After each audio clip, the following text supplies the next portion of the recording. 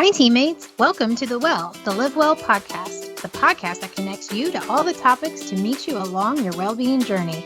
I'm one of your hosts, Jen Collins. And I'm Seth Christopher. Welcome to The Well.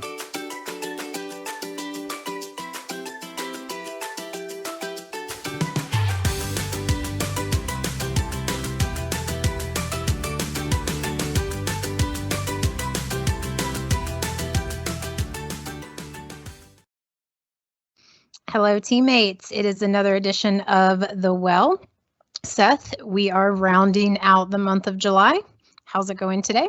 It's going great. We're wrapping up the first month of the second half of the year. As always, I'm doing fantastic and hoping everyone else is as well. How did we get to July so quickly? This year has flown. Well, there's 6 months that happened before July, but I'll excuse myself from having to go through those for you. But yeah, you're right. Time flies all the time. It's crazy. Well, and since we are in July, we're about halfway through, as you said. I thought today would be a great day to do kind of a mid-year check-in on goals that perhaps were made when we did our podcast on making 2021 your year, or for those teammates who they skipped New Year's resolutions altogether. It's time to they can make some goals now for between now and the end of the year. What do you think? Love the idea of a mid-year check-in. Hey, goals aren't just for January. Goals are for every day. Goals are for life. Well, let's get started, shall we? Fast fact. Teammates, you're probably not thinking about your New Year's resolution anymore, are you? In fact, less than 8% of people actually stick to their resolutions that they made in January each year. Fast fact. Failing to plan is planning to fail. In one 2014 study, they found about 35% of participants who failed their New Year's resolutions said they failed because they had unrealistic goals. Those are some great facts. I'd like to think that the teammates who listened to our podcast that we did previously about setting goals, that they're part of the 8% that are being successful, or part of the 35% who set realistic goals. But just in case, I think we should talk about this a little bit more. What do you think? Let's talk a little bit more in depth here, Jen. Let's discuss why this is important for the mid-year review and resetting the way that we're thinking about our goals. Let's dive into the well. So let's break down fact number 1. Less than 8% of people actually stick to their New Year's resolutions each year. On the surface, that can seem a bit disheartening.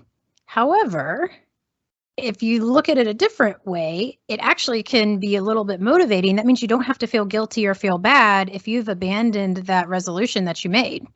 And now is a time that we can reset. We can figure out how to make a goal that makes sense between now and, say, the end of the year. Jen, as an eternal optimist and someone who always looks at the glass as being half full, I think that's the best way to look at this, as an opportunity. So teammates, if you're thinking about this, and you're like, well, why are we talking about New Year's resolutions halfway through the year? It's because we want you to understand the importance of goal setting. And sometimes that means it's not necessarily that you're winning or losing, but that you're making progress. And so having a chance to revisit that, knowing that, hey, you may not be alone in the fact that you did not meet or accomplish the goal that you had set forth 6 months ago, gives you some perspective and says, hey, I'm human. I got to give myself some grace. And here's how I'm going to go about making myself successful moving forward. That's right. So let's talk a little bit about how to be successful moving forward. And actually, that word successful, I think that can sometimes trip us up even before we get started. So I think we have to define what success means, and what I deem successful may not be what you deem successful. Even if we had the same goal, if we had a exercise more goal or a weight loss goal, our success might look very different, and that's okay. Success isn't all about winning and losing. That sort of dichotomous relationship of I'm either a winner or I'm a loser, I think sets us up to be unsuccessful and sets us up to really give ourselves a much harder time in life than when we need to be, whether it's a fitness goal, financial goal, a personal goal, a family goal, a work goal, you name it. It's not just winning and losing. It's about making progress. I love that. There's enough around us that, can contribute to not feeling very confident. So when we make goals, we want to set ourselves up to feel like we can attain that goal. So maybe it's important when we set the goal that we set a goal that's motivating to us. So if I wanted to, so I'm not going to be a runner, a long-term runner. I'm not going to do marathons anymore. So it would not be a really great goal of mine if I have no interest in that to say, I want to be able to run a marathon. Like, I'm not going to do that. That's not motivating. So I need to set a goal that's going to motivate me. And having something that's exciting, something that you have some experience with, and you can look back and say, hey, these are the things I like most about this effort. So let's use an example of someone in January said, I want to eat 5 servings of fruits and vegetables each day. And they started out strong. And then, as we know, the statistics show, people sort of drop off. If you have the experience, look back on it and say, what did I like most about that experience? Did I enjoy the fruits in the morning, but I stopped doing it because life just got busy? Now's your chance. Take an inventory, restock, refill your cup, and say, these are the things I like most about accomplishing this goal or my effort here. And how can you then leverage that experience and leverage that interest and that excitement to then move you towards your goal? Exactly. And then along with that, we talked about before in our other podcast back before January about setting SMART goals, right? So specific, measurable, attainable, realistic, and timely. So it wouldn't make sense to say, I want to eat 5 to 9 vegetables every 7 days a week for the next 3 months. That might not be realistic because you may not. That may be too much. You might actually get tired of vegetables a little bit. So you want to set a goal. Maybe it's 3 days a week and you start at 5 servings, something like that. Yeah, there's a lot of ways that you could approach the SMART goals because there's a lot of things that you can manipulate, right? Like the timeliness, understanding based on your experience or what you've seen others do. All those will play into it. But the real core here is, making sure that you've got an action plan, you've got it put together, you've got your goals in front of you, and you're putting your focus there. Because a lot of times what we tend to do is we focus on the things we can control, and then those things become the narrative of our life. When we shift and start to focus on our circle of influence, the things we can control, and you start to gear yourself using the SMART goals technique, specific, measurable, attainable, realistic, and timely, and create some structure around that, you'll be surprised at the changes and your ability to accomplish said goal. And just to piggyback on that, for any teammates who are interested in a weight loss goal, because that seems to be the one that we focus on, right? When I was a health coach, I would actually encourage my clients, my customers, not to focus on the weight, but focus on behaviors. So the things that get you to the weight goal, your physical activity, your nutrition, your stress management, your sleep. So to your point, putting your focus on the things that you can control that could influence you to get to that ultimate larger goal. And one of the things as humans, not just in our state, in our country, but across the world, a lot of times what we just happen to do is focus only on the outcome. Again, that win or lose mentality. And I'm either getting there or I'm not. But we don't think about the process and the steps to get there. Another good example is when we talk to Cindy, who's our financial expert. If you're listening to the Well, she'll join us once a month. But we talked about the savings and creating a savings. And you're not just going to get lucky and have $1,000 show up at your front door and then throw it into a savings account, right? You've got to have the habits. You've got to have the thought process. You've got to have the goals mapped out to put a little bit aside, to do a little bit more today than you did yesterday, to set yourself up to do a little bit more tomorrow than you did today. Exactly. That's good, because I'm glad you brought up the financial piece, because it's not just health goals necessarily. There may be additional goals that people want to make. So a reading goal, a spending time with their family goal, a financial goal, all of those go into your overall wellness or well-being. Another good tip is write your goals down. Keep a journal. Some people write their goals and post them somewhere so that they have a constant reminder, and that can be motivating. And then just sticking with that.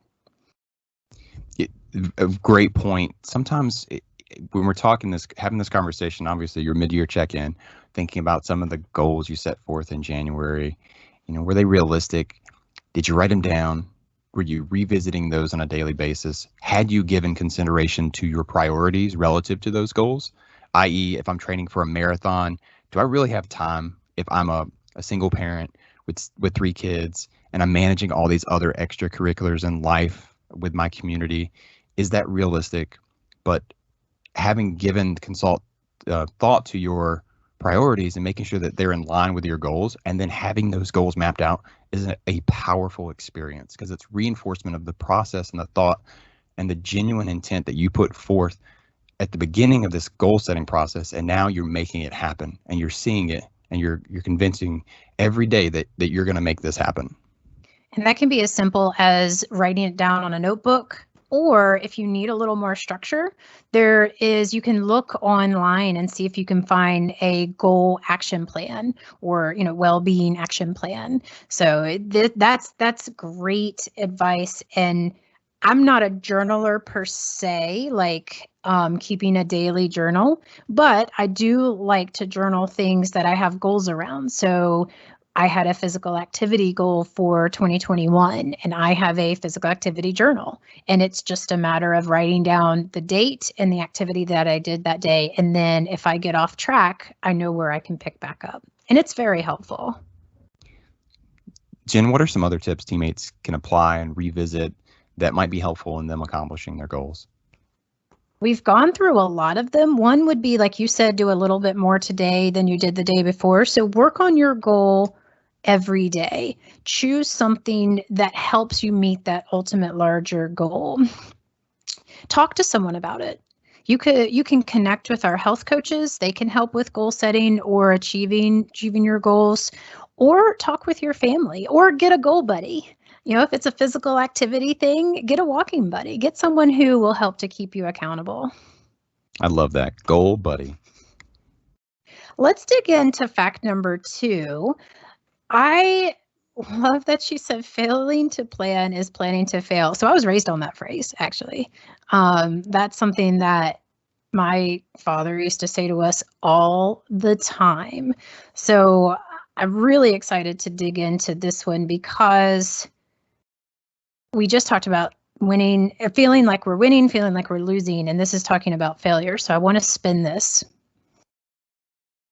Yeah, 33% of participants who failed to keep their New Year's resolutions, part of it is that they just didn't keep track of their progress. And that doesn't necessarily mean that you lost track of how much progress you didn't make, but also by not capturing it and not having a measurable outcome, i.e., did I take more steps today than yesterday? Did I do a better job at taking in more fruits and vegetables? How do I know that? Because I wrote it down, and not because I've completely forgot. And then you look back and you say, well, I actually did a really good job up until this point, or until this thing happened. And guess what? Life happens. Things happen. But if you have a way, or a journal, or a way to keep progress, and a way to map out your goals, and Jen, I think this conversation can go a couple of different directions, because there are a lot of ways that people sit down and do this goal setting, this journaling, and it's different for everyone. Some people might like it on an Excel spreadsheet where they're dumping in the numbers and they're tracking it every day. And some people might like to use it like a stock. Let me just revisit this every couple of weeks and make sure that I'm on course, especially if you're using like a digital fitness tracker to track steps and things like that. But it sounds like the key to success in keeping the goal is tracking the progress. So having that action plan, like we were just discussing. It's extremely important. Again, keeping it on paper, and then understanding too, where am I spending my time throughout the week, and how is that maybe playing a factor in my ability to track progress or to not make progress the way I want to make progress. Having a zoom out moment and getting some perspective weekly, bi-weekly, monthly, and saying, all right, it's not just that I didn't hit my goal, which you're tracking, which is what we're talking about, but here are the potential influences. Here are the other things that I've been focused on and that are taking my resources. And ultimately, we know that if something's taken your time, it's because you've prioritized it, whether you like it or not. You made it a priority over other things, and that's life, and that's part of it. But that doesn't mean that it's constant. You have the ability to change it, and the best way to do that is to understand and track how those behaviors played into the overall scheme of your life. The first thing that comes to mind when you talk about that is screen time. So either social media, spending time there, maybe it's too much time, like you said, priorities, or, Netflix or Hulu or one of those. That's just the first thing that comes to mind as you talk about that, as a place that is a time suck, right?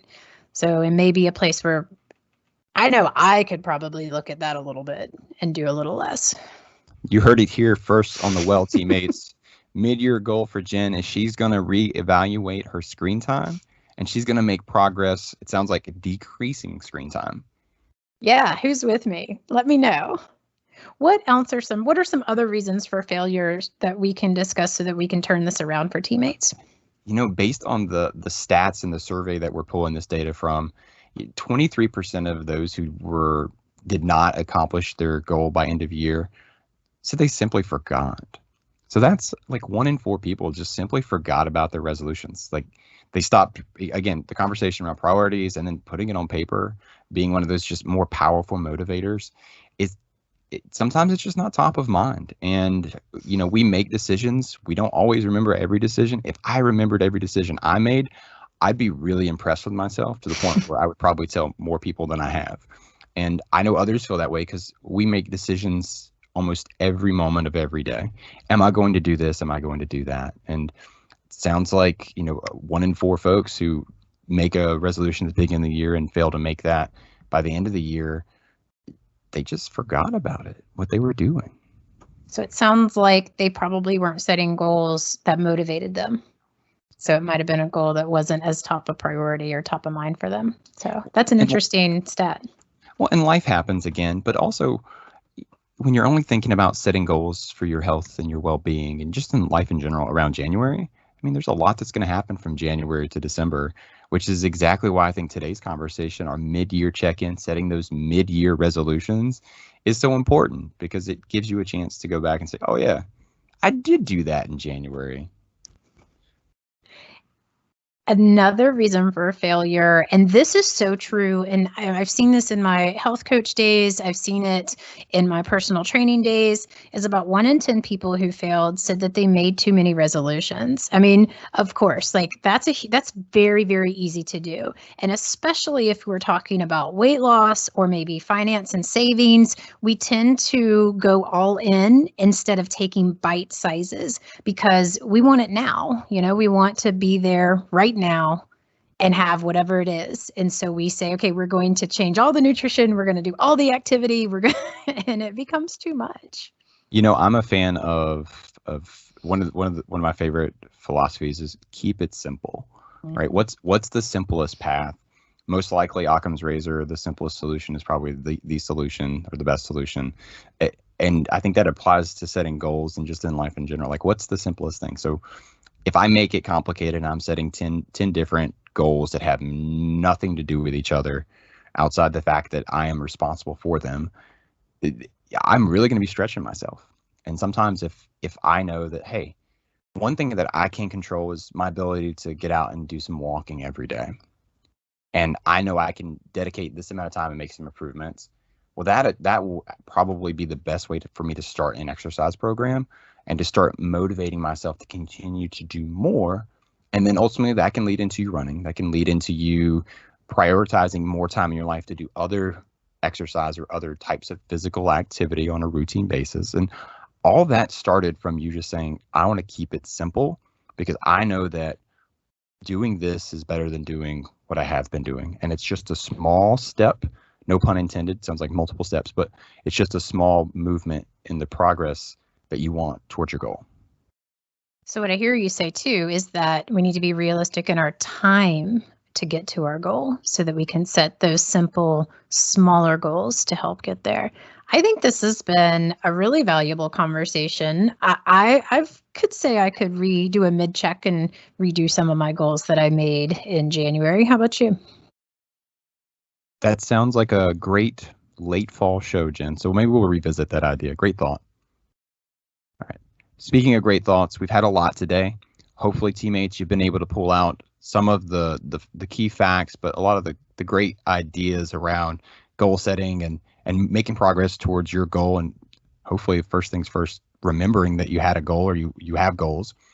But Jen, because there's so much that we talked about, maybe break it down for us a little bit. What exactly did we learn today?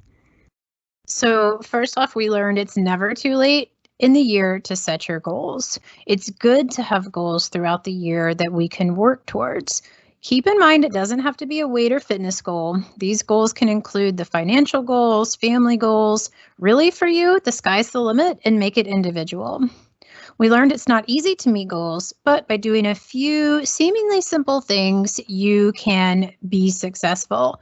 First, redefine success and for what you want it to be. Set SMART goals. Keep your goals realistic. Work on your goals daily. As Seth likes to say, do a little bit more today than you did the day before. And then redefine that definition of success. Yeah, I think that's the big one for me is redefine your definition of success. What does winning mean? And don't forget, teammates, we've got tons of resources to help you with both the evaluation process of goal setting, but also helping you to make those changes or just make progress in a different direction. So you can work with our health coaches, chronic condition management programs, financial services, and our EAP. All those resources are listed on the Live Well webpage. Our next podcast will be airing the first week of August, and we will be tackling the topic of prevention throughout that month. That's right. Another very important topic coming your way, teammates. And don't forget to visit the Live Well website for more info on generally just managing stress, how to access our health and care condition management programs, and then potentially connecting with a dietitian.